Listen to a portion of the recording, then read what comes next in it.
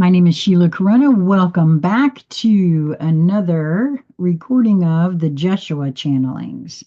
And for those of you who are following along with me in the book, we are on page 117, The Power of Your Own Consciousness, which, just so y'all know, we are now in part two, the public channelings from 2003 to 2006. And so this is entitled The Power of Your Own Consciousness. Dear friends, I have come today to speak with you all. You are so well known to me. You do not know how well I know you. I am often with you because my heart is connected to you. I see your pain. I witness your joy, your worries, your suffering.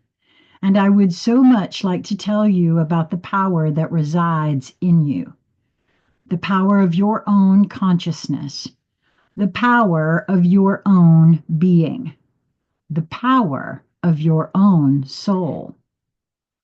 Too often you are still searching. Ever again, you are looking for solutions from outside yourselves. But you take these solutions into yourselves. They already start melting away. Realize it says, but as you take these solutions into yourselves, they already start melting away. Realize that you are the center of your being, the sun of your own universe. The direction of your consciousness is what it is attuned to, and what it is attuned to will decide how you feel, how you think, how you act. From deep within yourself, you direct these things, like a sun directs its rays outward. If you believe that there are aspects of yourself this sun should not shine its light upon, that there are places where it shouldn't shine, that there are things it shouldn't warm it with its rays, then everyone and everything you meet around you will confirm these beliefs. In the same way, the help or advice of someone else can only be received if you allow your own sun to shine its light on the aspect with which you need help. It is always your decision to put that aspect into the light and open the door. There is no one else who can force you to do that. That is why no one can help you if you don't allow yourself to be helped. That goes for earthly help as well as from our side. Convictions are alive within you that make you think you lack the strength to find your own way, to feel your own destiny again. Well, and again, I will say it, look at how we get raised. We are told things are true that may or may not be, and we blindly, because we're little, because they're the parental units, we take that in as gospel and we build a life accordingly. And that's what I feel like this is speaking to here. These convictions are linked to a past in which you lost yourselves for a very long time. I'm speaking in particular about a past here on earth, a past of many earthly lives in which you have experienced much darkness. This history has not been meaningless. It is a history in which you were confronted with much fear and in which fear overshadowed your inner sun. But now you are all slowly awakening. Parts of you are already in the light again, but there are also many aspects that are still in the dark, overshadowed by fear and insecurity about yourselves.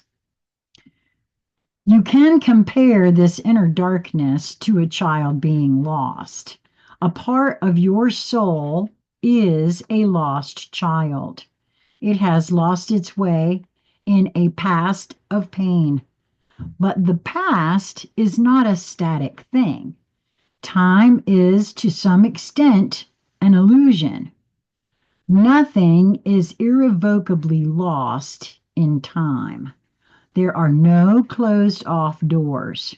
The lost child within yourself, which is fragmented in the past, can be found and healed. You are its parent. You are the one who is made to cherish that child, who can warm it and bring it back to life. I feel like that's what I've been doing actually for the last several years, is actually coaxing my lost inner child out of the corner that it's put itself in the hiding that it's in. Hmm. Even still and yet, she doesn't fully trust me. And by life, I mean truly living. Yes, you have forgotten how to live. You are very good at surviving, but truly living is so much more sparkling and inspiring and happy. Man, I can attest to that. It is precisely the part of you that is best capable of doing this, the child within that has been lost.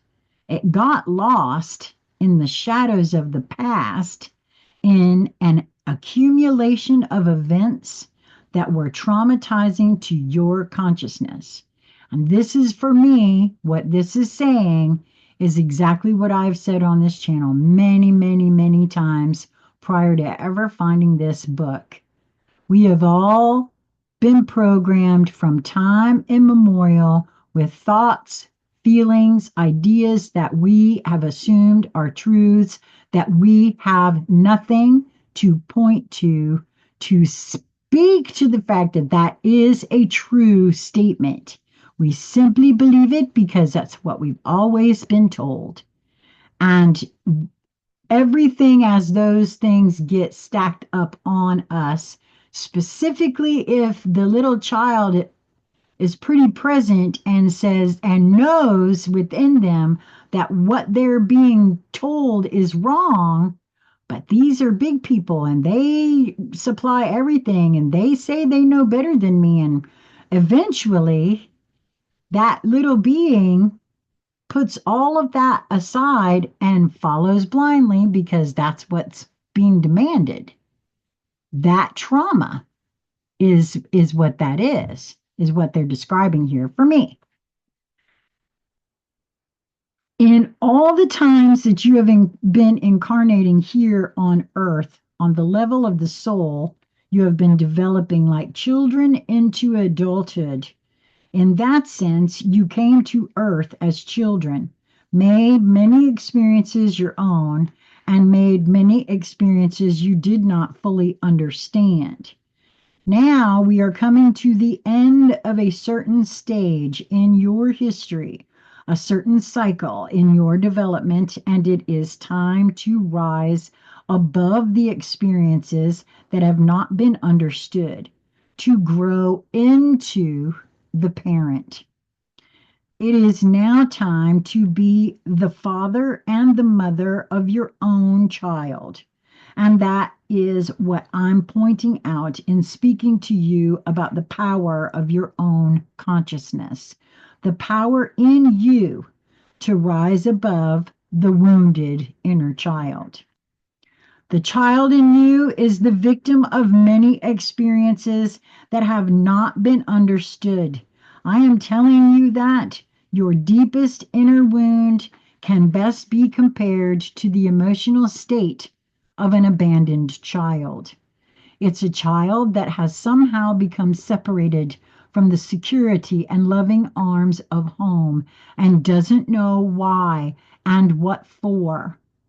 In you, there's a child that feels abandoned and frightened, and that doesn't have the frame of reference to be able to understand. That's true for every one of us walking around on the planet, I feel. This pain relates back to a very distant point in time, a time when you departed from the godlike state of oneness and started your journey as individual souls. I've heard this referred to in other articles by other authors and channelers as the original wounding, the original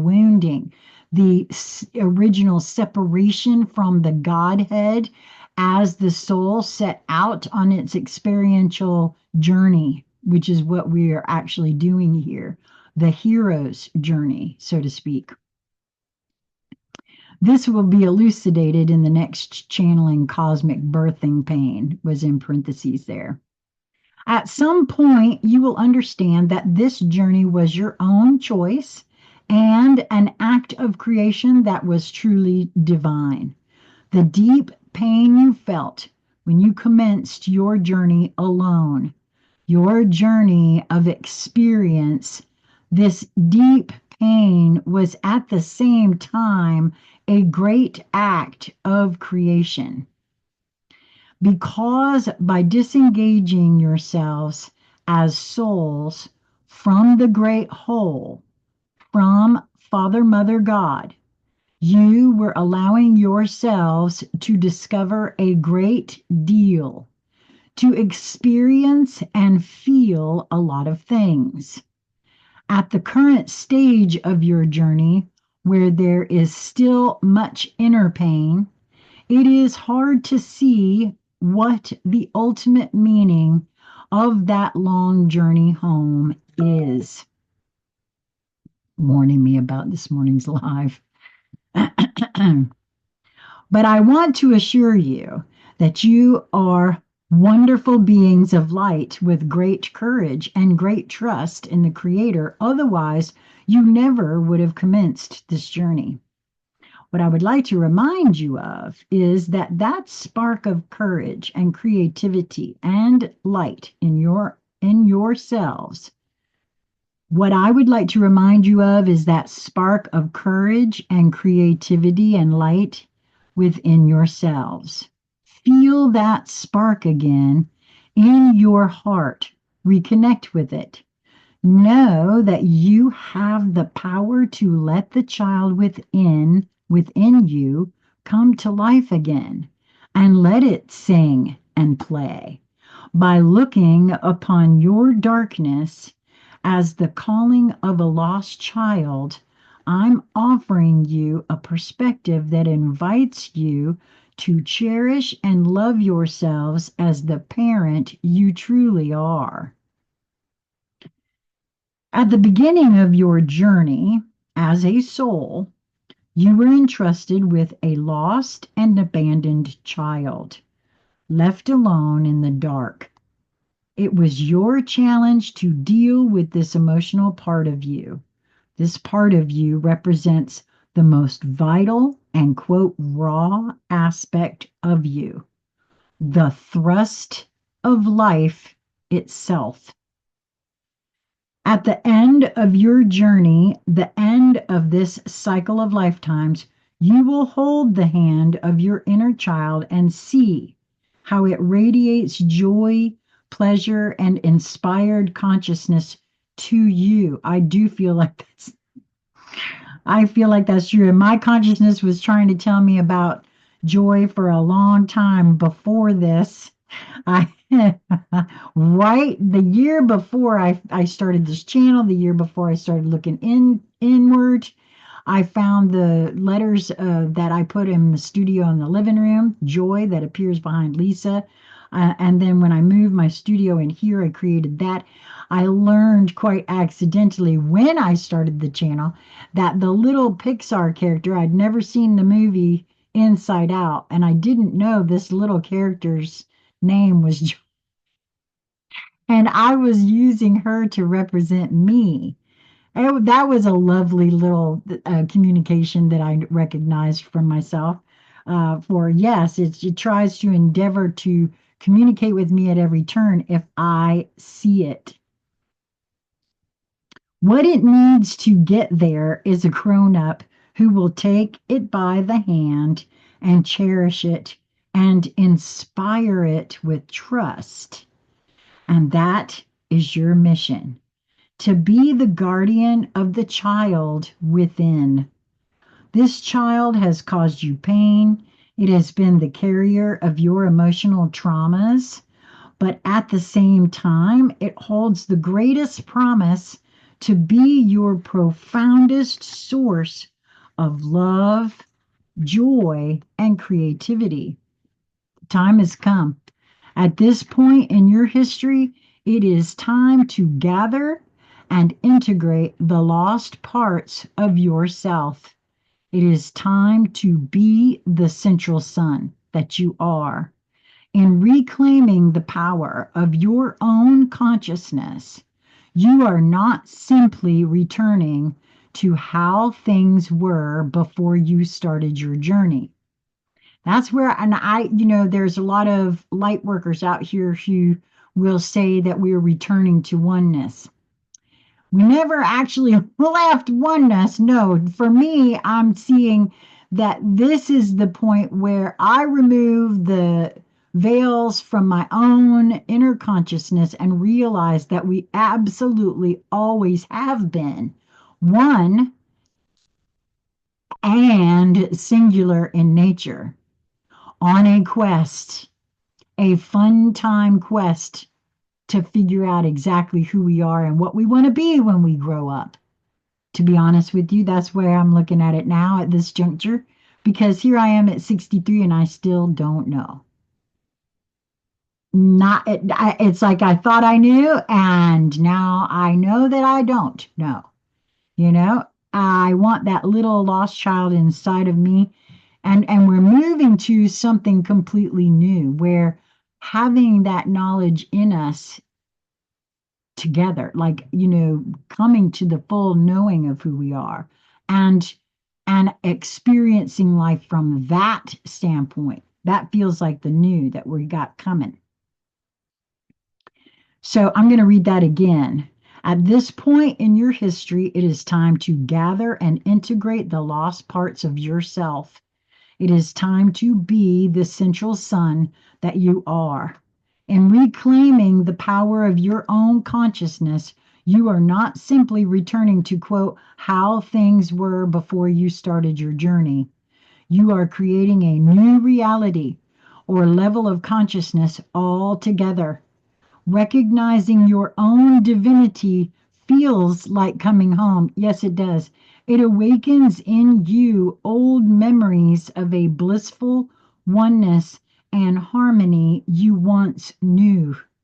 But now, for the first time, you will give birth to that sense of oneness purely from your own consciousness while you are in material reality. You will embody God on earth. You are returning to your divine essence. Oh God, this made me want to cry. Without giving up your individuality and your material form. That's what I feel like we're doing on this planet. This is the miracle of the new era, to be one and as one, to be a unique and individual consciousness, and at the same time to be one with and connected to the whole. I know that to be a true statement. That is the end of this chapter. Wow. And if y'all could only know, I'm going to put this on record. Today is 11/4. My earthly sister's birthday. So happy birthday, Teresa. But also the fact that this is the one I'm recording this morning after just having the conversation with my housemate Lisa that I just had.